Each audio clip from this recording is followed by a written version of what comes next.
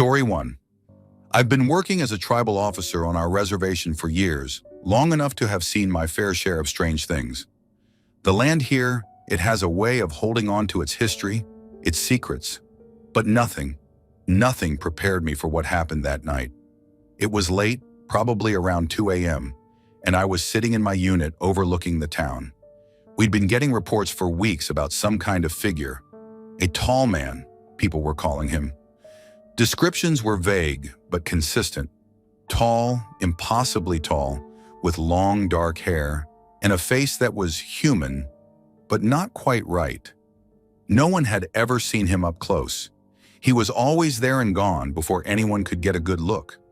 At first, we chalked it up to kids playing pranks or people mistaking shadows for something else. But the calls kept coming, and they were from people we trusted. Elders, single mothers, even other officers swore they'd seen him. So when one of my co-workers suggested we set up on the hill with the thermal camera, I agreed, even though I didn't think we'd find anything. It was me, my partner, and a few other officers scattered in units across the area. We had a clear view of the town below, quiet and still, the kind of stillness that sinks into your bones. It was cold enough to see your breath, and the only sounds were the occasional bark of a dog or the faint hum of our radios. Then it happened. "Got movement," came a voice over the radio. Officer Ruiz, one of the rookies, was manning the thermal camera. "Southwest corner near the old water tower." I turned in my seat, squinting into the dark. "You sure?"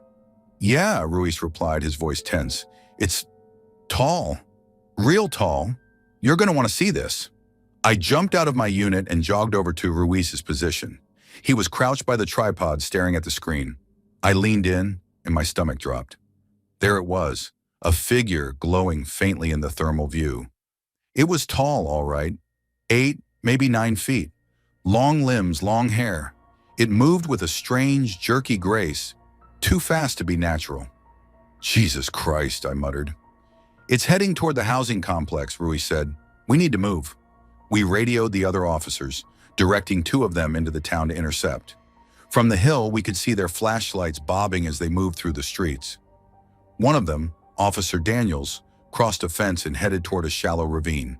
"It's right there," I said into the radio, trying to guide him. "To your left, just past the tree line." Daniels turned, his flashlight sweeping the area, but he didn't see it.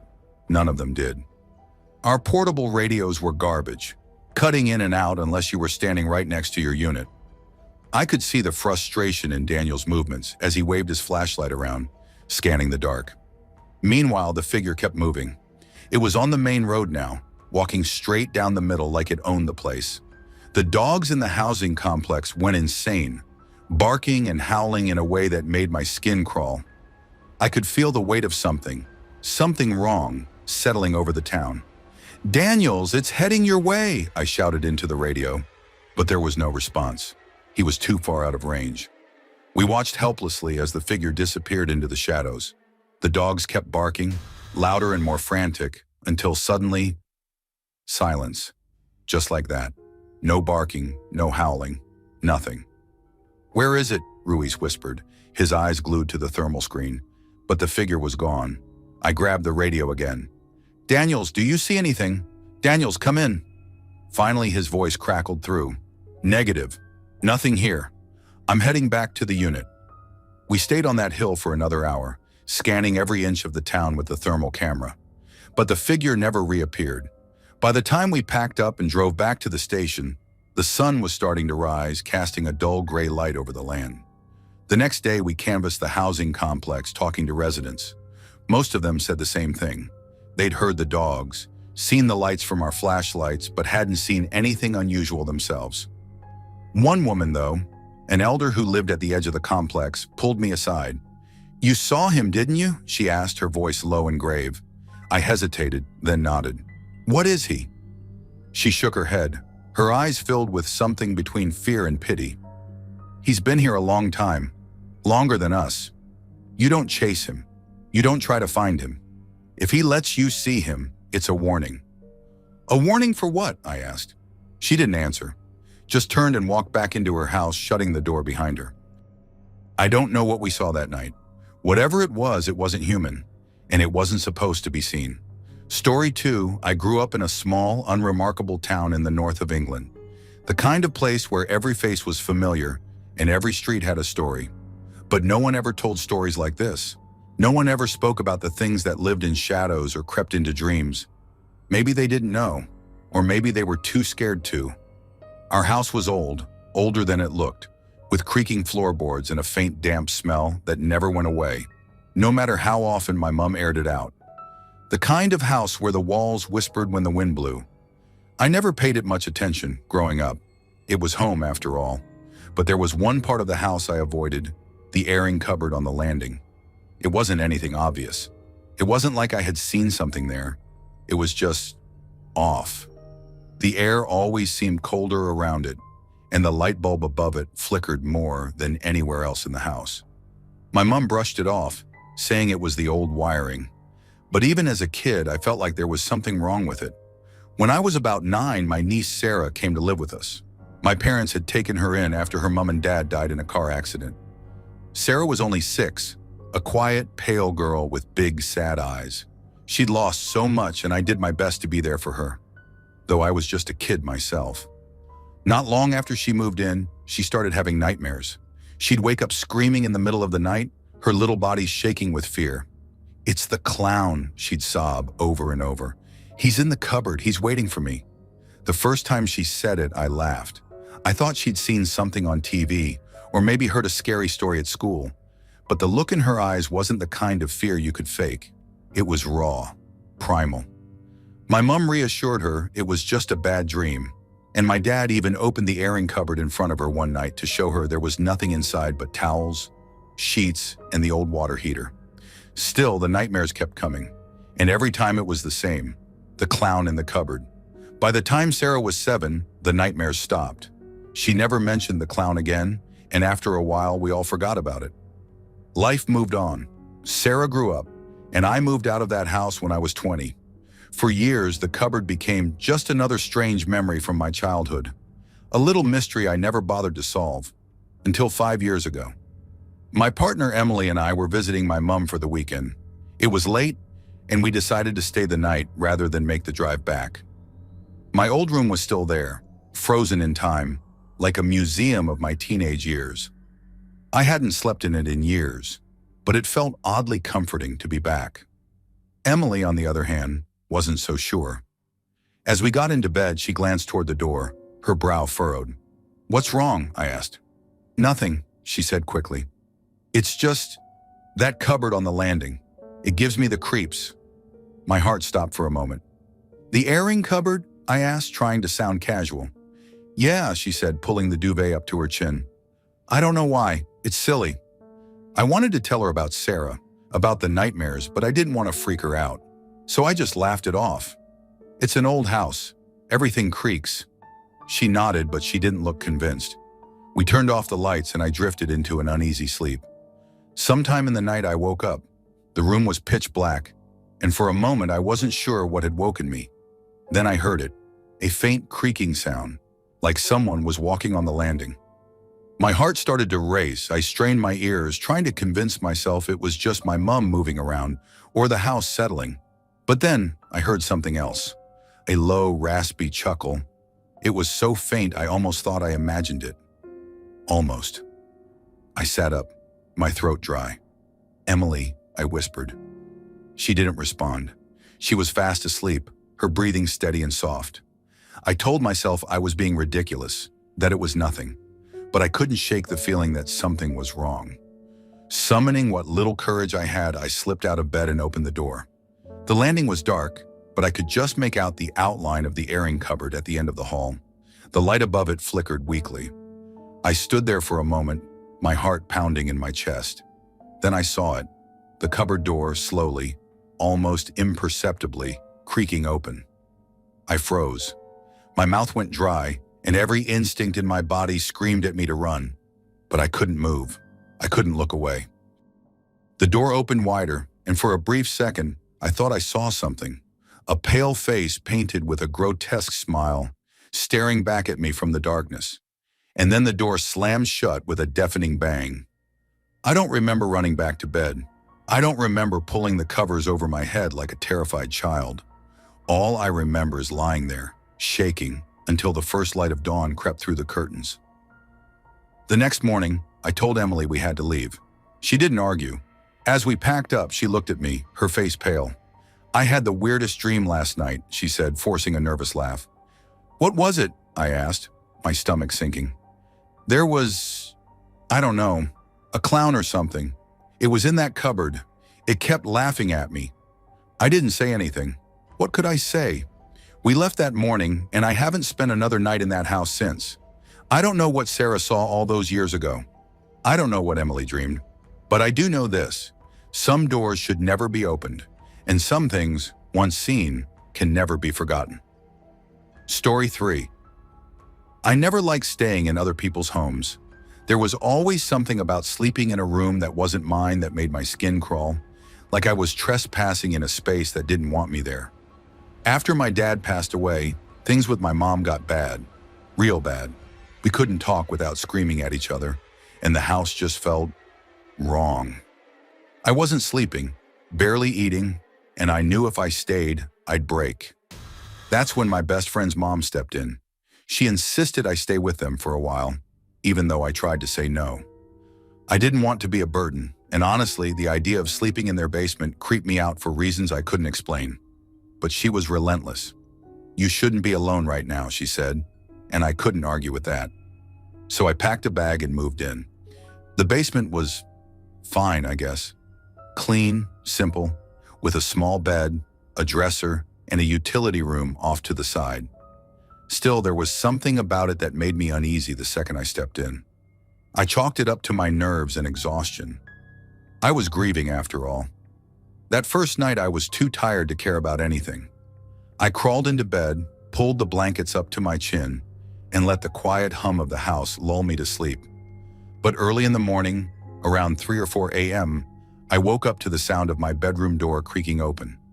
At first, I thought it might be my friend or his mom checking on me. But when I turned my head, I froze. A man was standing in the doorway. He wasn't anyone I recognized. He was tall, broad-shouldered, with a weathered face and a thick beard. He wore a red flannel shirt, faded denim overalls, and heavy boots that clunked softly on the floor as he walked in, holding a worn canvas tool bag in one hand. Hello?" I croaked, my voice trembling. He didn't respond. Instead, he walked straight to the door leading to the utility room, turned on the light, and disappeared inside. I was too stunned to move. My heart pounded in my chest as I stared at the open utility room door, light spilling out into the darkened basement. I wanted to get up, to yell, to do something, but before I could muster the courage, the light in the utility room flicked off, plunging the basement back into darkness. And then, nothing. No sound of footsteps, no creaking floorboards, just silence. I don't know how, but I must have fallen back asleep. When I woke up again, sunlight was streaming through the small basement window. The room was exactly as I'd left it before going to bed. The door to the utility room was shut, and there wasn't a single sign anyone had been there. I rubbed my eyes trying to make sense of it. Had I imagined the whole thing? Was it just a stress-induced dream? When I went upstairs, the smell of coffee hit me, and I found my friend's mom sitting at the kitchen table. She smiled when she saw me, but I could tell she was studying my face. "You sleep okay?" she asked. Yeah," I lied, pouring myself a cup of coffee. I hesitated, debating whether I should say anything, but the whole thing was eating at me. "Hey, do you have someone working in the basement or something?" Her brow furrowed. "No. Why?" "Well," I started, feeling ridiculous. "I woke up last night and there was this guy in overalls down there. He walked into the utility room with a bag of tools. I thought maybe he was fixing something." She stared at me, her face paling with every word. What did he look like? I described him in as much detail as I could. The red flannel, the overalls, the beard. Her expression hardened, and she stood up so fast her chair scraped against the floor. "Stay here," she said, her voice tight. I watched as she disappeared down the hall, returning a moment later with a framed photograph. She set it on the table in front of me with trembling hands. My stomach dropped. It was him, the same man I'd seen in the basement, down to the clothes he was wearing. "That's my grandfather," she said, her voice barely above a whisper. "He built this house. He died 30 years ago." I laughed nervously, hoping this was some kind of joke, but the look on her face told me it wasn't. My hands felt clammy as she started explaining, her voice shaking. He was a farmer," she said. "Invested all his money into horses instead of machinery, but the market crashed and he lost everything. The bank was going to take the farm, so..." She paused, swallowing hard. "He hung himself in the barn, said it was the only way to save the family." I felt like I was going to throw up. "But I saw him," I said, my voice rising. "He was in the basement. He turned on the light. He walked into the utility room." She shook her head, her eyes glassy. "That utility room, it used to be his workshop. He spent hours in there fixing things. After he died, my dad boarded up for years, but when we renovated, we reopened it." Neither of us said anything after that. I finished my coffee in silence, the sound of the spoon clinking against the mug the only thing breaking the stillness. I stayed in the basement for a few more nights, but nothing else happened. Still, I couldn't shake the feeling that I wasn't alone down there. Every creak of the floorboards, every flicker of the light made my heart race. I kept the utility room door shut and avoided looking at it, even during the day. Eventually, I moved back home. Things with my mom weren't perfect, but they were better. I never talked about what happened in that basement again, not with my friend, not with his mom. Story 4. It was the kind of house that felt heavy. My dad lived there with my brother and sisters, a worn-down two-story on the outskirts of town. I only stayed on weekends, but something about that place always sat wrong with me. Like the air inside was thicker, heavier, harder to breathe. My dad always laughed it off when I said something. "Old houses have character," he'd say, but I knew better. So did everyone who spent time there. The weirdness started small, just noises mostly. Footsteps when no one was upstairs. Doors creaking open that we'd swear were shut tight. My little sister swore she saw a man standing at the foot of her bed one night, but Dad brushed it off as a bad dream. Still, none of us ever felt alone in that house. And that night sealed it for me. I just turned 16, and it was one of those cold, rainy Saturdays. My sisters were in the living room watching TV, and my brother was somewhere outside with friends. Dad was in the kitchen, probably tinkering with something he'd found at a yard sale. I decided to take a shower before bed. The bathroom was at the end of the hallway upstairs, past the room I shared with my sisters when I stayed over. I remember feeling uneasy before I even reached the stairs. The house was quieter than it should have been, like the sound had been sucked out of the walls. I paused at the bottom step, listening, but all I could hear was the faint hum of the TV downstairs. I tried to shake it off, muttering to myself, "Don't be stupid, just go." The stairs creaked under my weight as I climbed, the sound echoing louder than it should have. When I reached the top, I hesitated again, staring down the long, dim hallway. The door to the bedroom was open a crack, and for some reason that made my skin crawl. Usually my sisters kept it wide open. I walked past it quickly, not wanting to look inside. But just as I reached the door frame, I saw something out of the corner of my eye. A shape, movement. I froze mid-step, my heart thudding so hard I could feel it in my ears. Slowly I turned my head. There on the bottom bunk of the bunk bed, something was sitting up. It wasn't one of my sisters. I knew that immediately. This girl, was pale, almost gray, with short black hair cut into a blunt bob. Her bangs hung straight across her forehead, and her eyes, God, her eyes were massive black circles, like ink blots swallowing her face. She was facing sideways, her right shoulder turned toward me.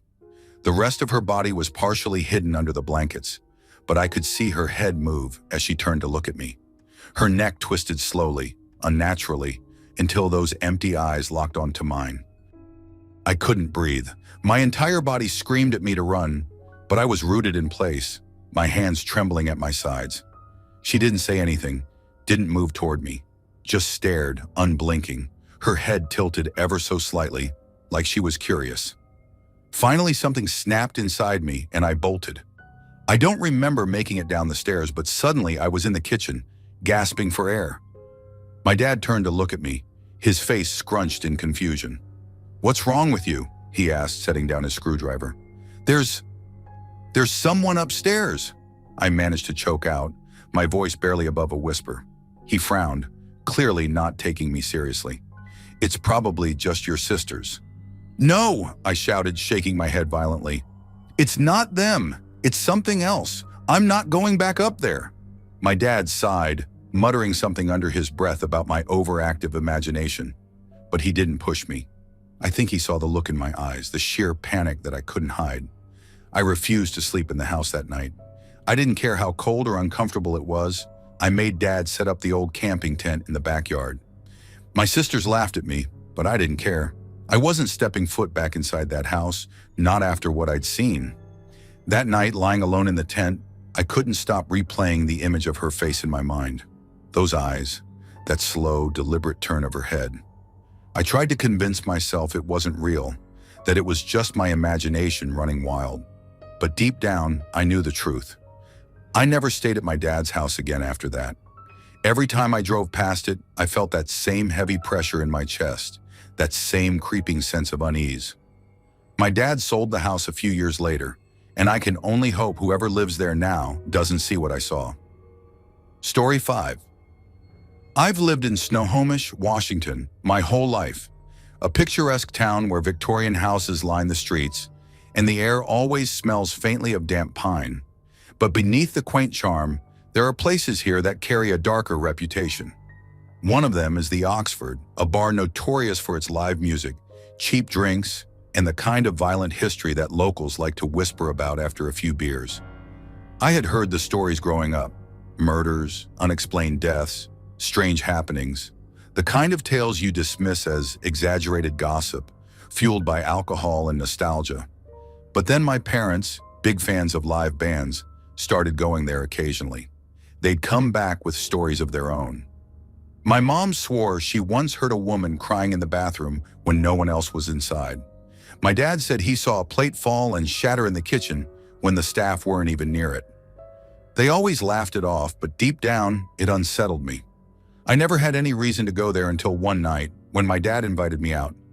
He said it would be fun, just a couple of drinks, maybe shoot some pool in the basement. I figured, why not? I was in my mid-20s, restless and frankly curious.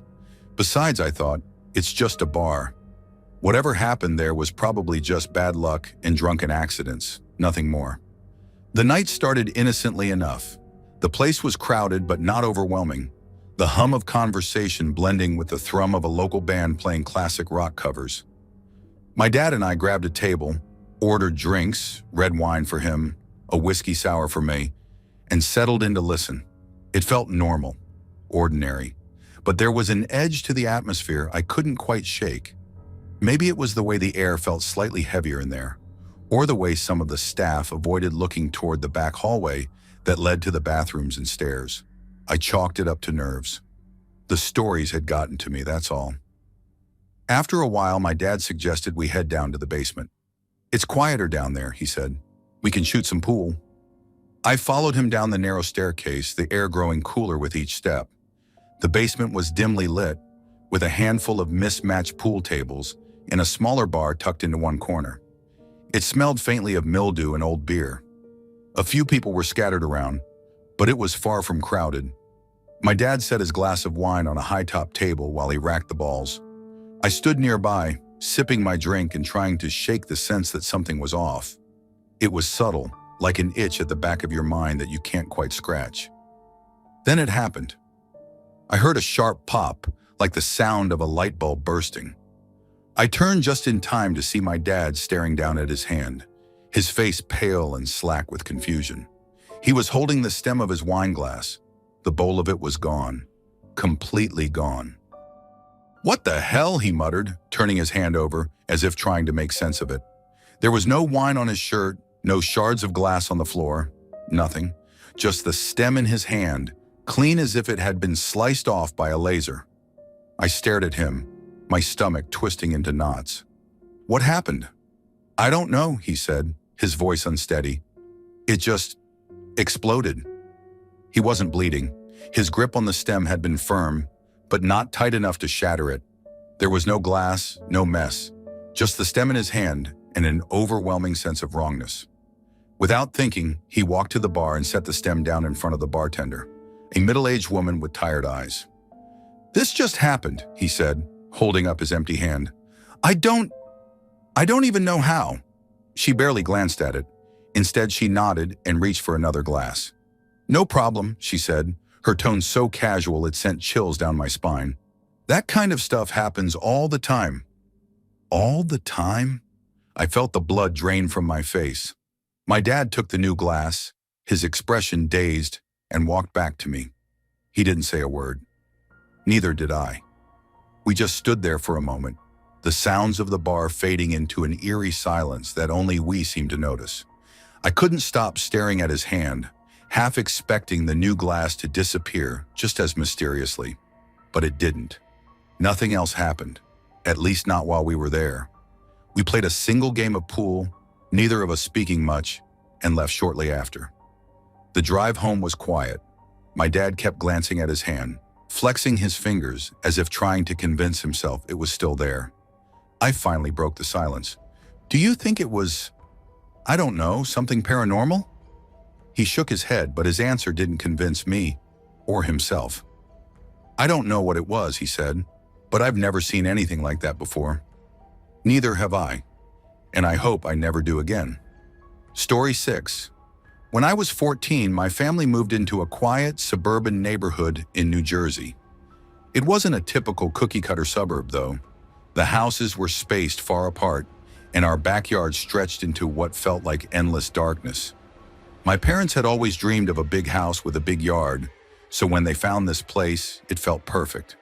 But looking back, maybe we should have asked why the previous owners moved out so suddenly.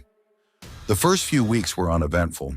We were busy unpacking, decorating, and getting used to the eerie silence that came with living so far from other people. The nights were darker than I had ever experienced.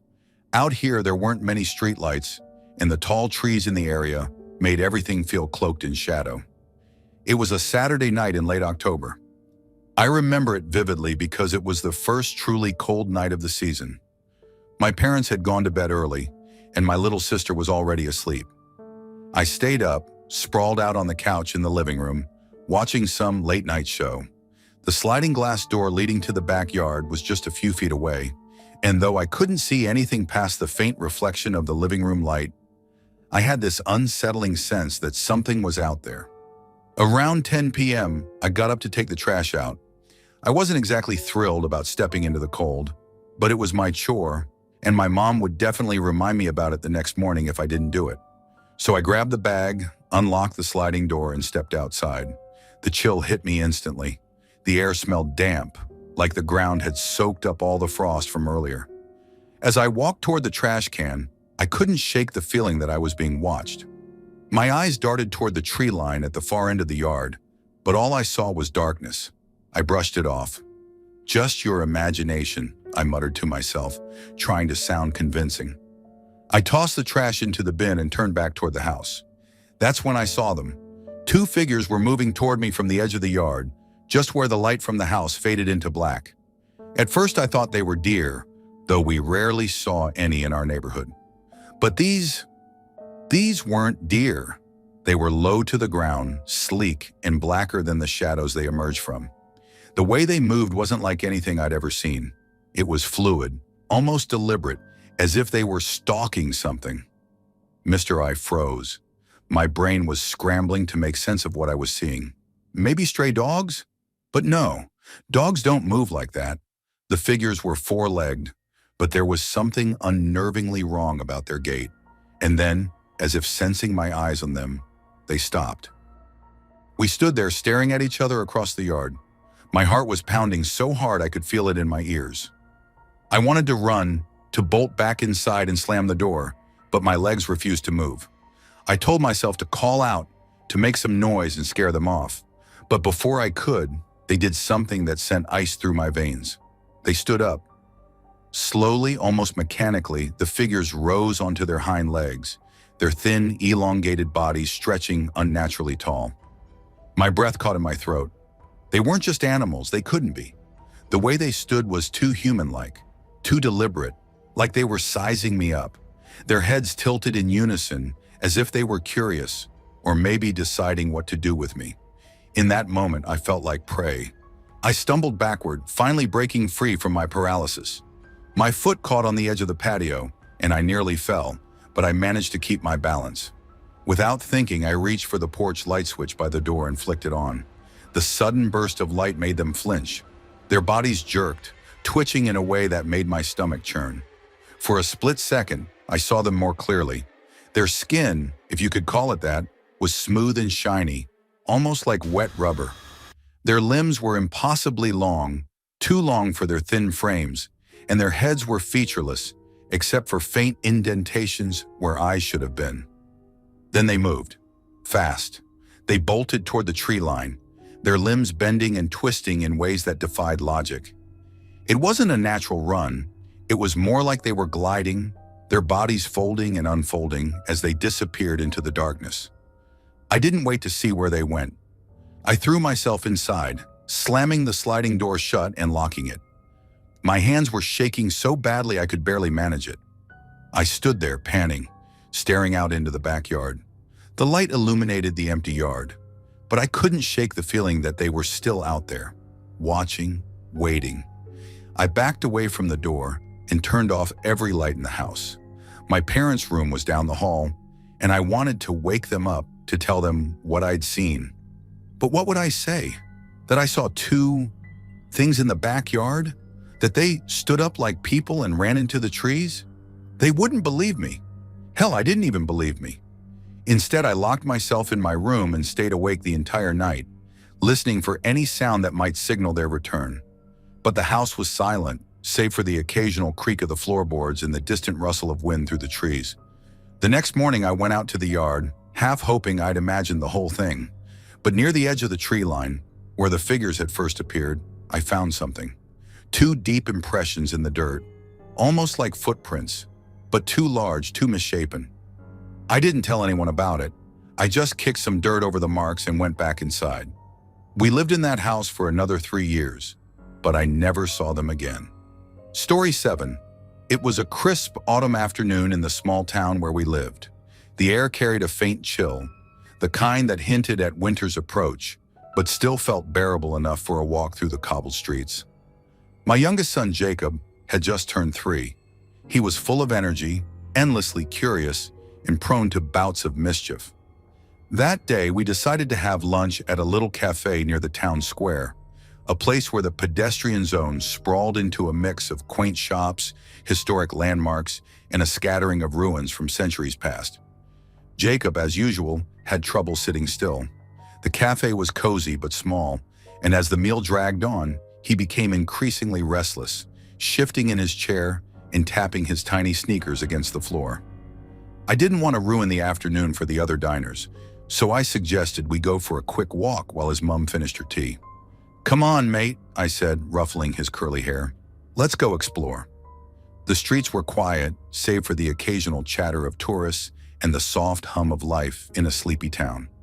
Holding Jacob's hand, I guided him toward the old square, a familiar place that always seemed to have something interesting to offer. As we passed the weathered shop fronts and buskers strumming their guitars, I felt the small tug of his hand slipping from mine. It happened so fast. The moment I opened the heavy iron gate to a pedestrian courtyard, Jacob wrenched free and darted away. "Jacob!" I called out, but he was already bolting down the narrow path. My heart leapt, not from fear for his safety as the area was car-free, but from the instinctive panic any parent feels when their child runs off. I chased after him, my shoes echoing against the cobblestones. He veered sharply into a space I hadn't noticed before, a small, fenced-off lot just off the main square. I recognized it vaguely. It was the site of an old chapel, long since reduced to ruins, with low walls and arched stone remnants standing in lonely defiance of time. The area was fenced, though a low gate allowed visitors to wander in during daylight hours. It was a place of quiet reflection, with informational plaques here and there for tourists interested in its history. When I caught sight of him, he was standing stock still at the center of the ruins, head tilted upward. I slowed my pace, more out of confusion than anything else. He was usually a whirlwind of energy, a blur of motion that rarely stopped. But there he stood, frozen, gazing at what seemed to be nothing, just the skeletal remains of a stone arch, reaching up toward the pale sky. "Jacob," I called, walking closer.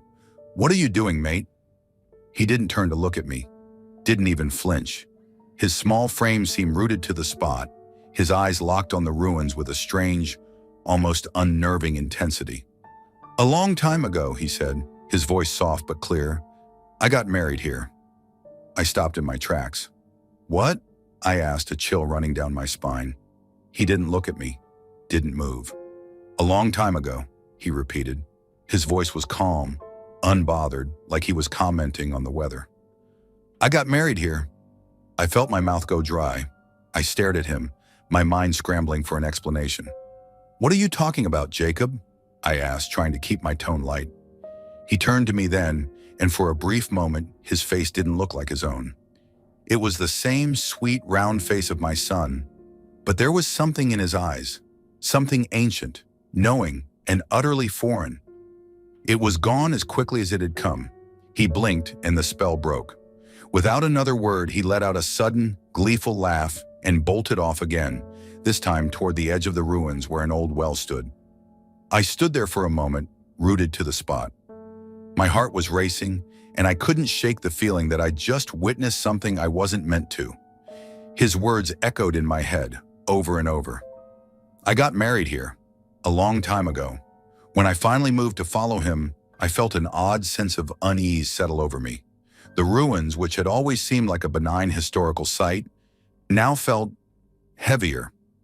I couldn't explain it, but it was as though the air had changed, thick with an unspoken presence that made the hairs on the back of my neck stand on end.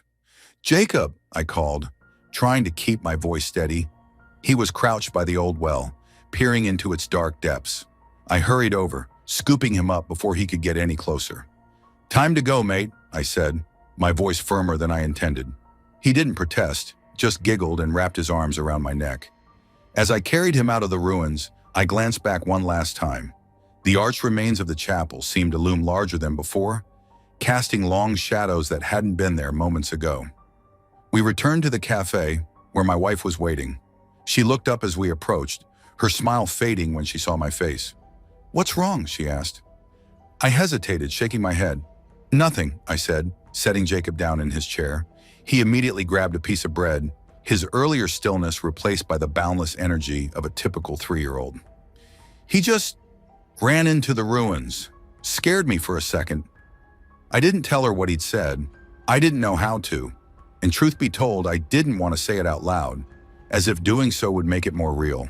For the rest of the day, I couldn't shake the feeling that something had shifted, that I'd glimpsed a side of my son, or perhaps something through him, that defied explanation. Story 8. I used to think there was a rational explanation for everything. I still want to believe that. But there's this one night, this one thing I can't explain. It happened years ago when I was working at a summer camp in the Pacific Northwest. It was one of those places designed for kids who don't go to church camps. The kind of camp that focuses on science, skepticism, and self-reliance. I was all in on it, and the staff was full of people like me. Practical, no-nonsense types who didn't believe in ghosts or monsters. The camp itself was beautiful. It sat on a small peninsula with thick forests and winding trails, bordered by the cool, dark waters of the Puget Sound. During the day, it was a haven of sunshine and laughter. But at night, it was a different world, eerily quiet, with the trees whispering in the wind and the water lapping softly against the shore. This happened maybe the second or third night of the session. The campers were all tucked in, snoring or whispering to each other in their bunks. My co-counselor Liz was fast asleep too. I had stayed up late at the staff campfire, laughing and trading stories with the other counselors. And when the fire burned low, I started my walk back to the cabin. It was close to 2 a.m., and the moon was full, casting this cold silver light over everything. I decided to jog the rest of the way. The path cut through a wide, grassy clearing that sloped gently down to the water, with tall reeds separating the field from the shoreline. The breeze carried the faint smell of salt and seaweed. As I jogged, I noticed movement in the reeds. At first, I thought it was just the wind, but then I saw it. A figure. It was crouched low, half hidden by the reeds. My first thought was one of the campers. Maybe a kid had woken up and wandered out to pee or sneak off for some mischief. I slowed to a walk, squinting in the moonlight. "Hey," I called out. "You okay?" The figure didn't respond. It didn't even flinch. I took another step closer, and that's when it stood up. I don't know how to describe it, except to say it moved wrong. It was jerky, almost mechanical, like a puppet being yanked on strings. It wore a long white gown that fluttered slightly in the breeze, and its face, there was no face. Just long, dark hair hanging limp and matted, covering whatever should have been there. It stepped back, once, twice, then crouched again, the same jerky, unnatural movements. It wasn't hiding. It was just waiting. I froze. My body felt like it had turned to ice. My brain was screaming at me to run, but my legs wouldn't move. I couldn't even breathe. I just stood there staring at this thing while it crouched in the reeds, watching me without eyes. Then the fear hit me like a tidal wave, crashing over my body. My knees buckled and I dropped to the ground. I tried to crawl backward, but my hands were trembling so badly that I could barely move. "Go," I whispered to myself. "Get up, get up." But my legs felt like jelly, useless beneath me. I forced myself to look back at the cabin. It wasn't far, maybe 100 yards. I just needed to get there, to get inside. Somehow I managed to scramble onto all fours and I started crawling. My heart was pounding so hard it felt like it might burst out of my chest. I didn't dare look back. I couldn't. I reached the cabin door and fumbled with the handle. My hands were shaking so badly it felt like an eternity before I finally got it open. I stumbled inside, slammed the door shut, and locked it. Then I stood there, gasping for air, staring at the door like I expected it to burst open at any second, but nothing happened. I listened for, I don't even know what. Footsteps? Scratching? A knock? The cabin was silent, except for the soft breathing of the campers. After what felt like hours, I finally collapsed onto my bunk. I tried to convince myself it was nothing. A trick of the moonlight, a camper playing a prank, a deer or some other animal. I even laughed at myself for how scared I'd been. "God, you're pathetic," I whispered, letting out this shaky, hysterical laugh. It was just some kid peeing in the bushes. I laughed so hard I had tears running down my face. Eventually, I fell into a restless sleep. The next morning, I asked the campers if anyone had gone outside during the night. None of them had. Liz hadn't either. I tried to forget about it, to chalk it up to exhaustion or an overactive imagination. But the image of that figure crouching in the reeds stayed with me. The way it moved, the way it watched. Story 9. It was a summer night, sticky and humid, as we wound our way through the narrow roads of the Appalachian Mountains, somewhere along the North and South Carolina border. We had no business being out that late, but that's how it always was with us back then. Me, Ryan, and Julie. The three of us were inseparable, fueled by bad decisions and the thrill of aimless drives through the backroads.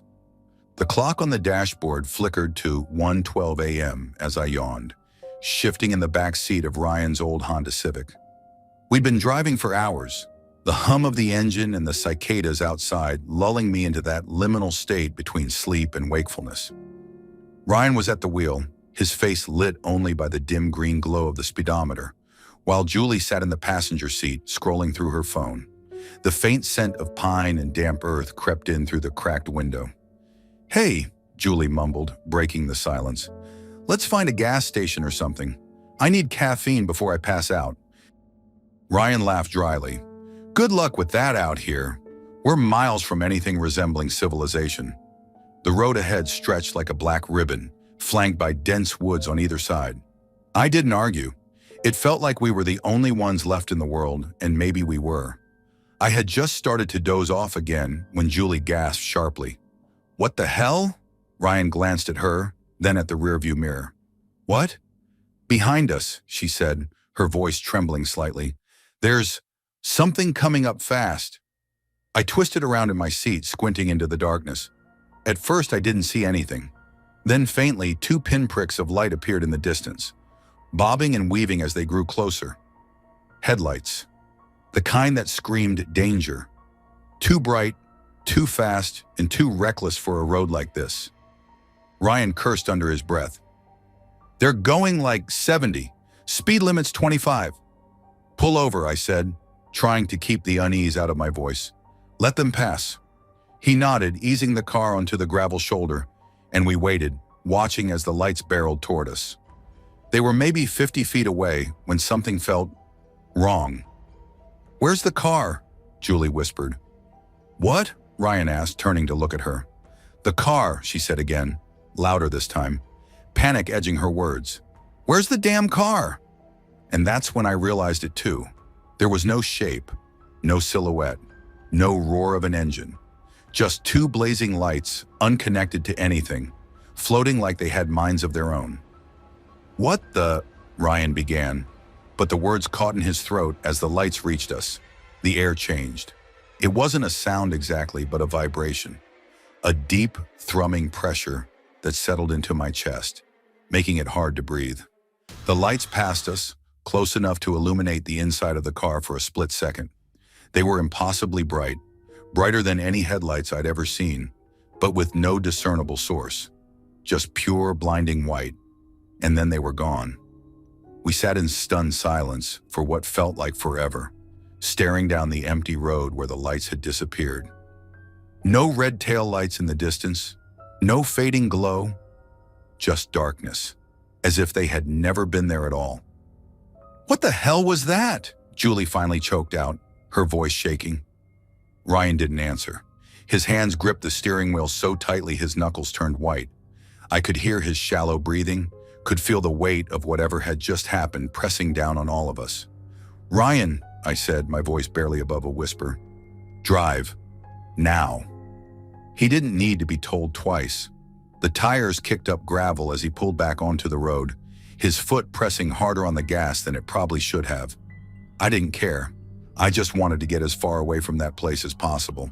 The tension in the car was suffocating.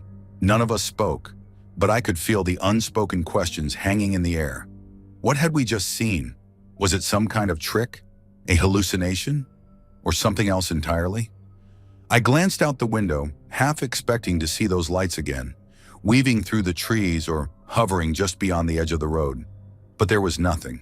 Just the oppressive darkness and the occasional flash of moonlight filtering through the branches. Eventually, we reached the main highway, and the sight of streetlights and gas stations felt like a lifeline. Ryan pulled into the first open station we saw, and we all piled out, desperate for the cold, fluorescent reality of the convenience store. Julie paced near the car, her phone pressed to her ear as she tried to call someone, anyone, for reassurance. Ryan stood by the gas pump, staring blankly at the numbers ticking upward. I went inside and grabbed 3 coffees, my hands still shaking as I paid the cashier. When I came back outside, Julie was crying softly, her voice muffled as she spoke into the phone. Ryan hadn't moved.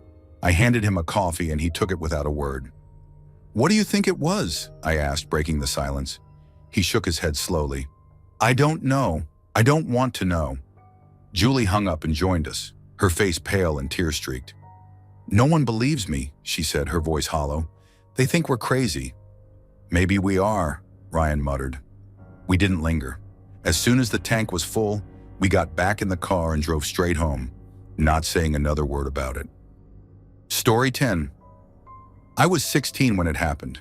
We lived in a quiet town in northern Switzerland, tucked between rolling hills and thick woods. My room was at the far end of our house, separated from the others by a long, narrow hallway. It was small but cozy, with an old oak bed, a desk cluttered with schoolwork, and shelves lined with knickknacks I'd collected over the years. That room had always been my sanctuary, until that night. It started innocently enough. I had a history project due the next week, and I'd checked out a stack of books from the town library. Most of them were dry, filled with dates and facts about medieval trade routes. That night, I decided to tackle the dullest of them, hoping to get through it before bed.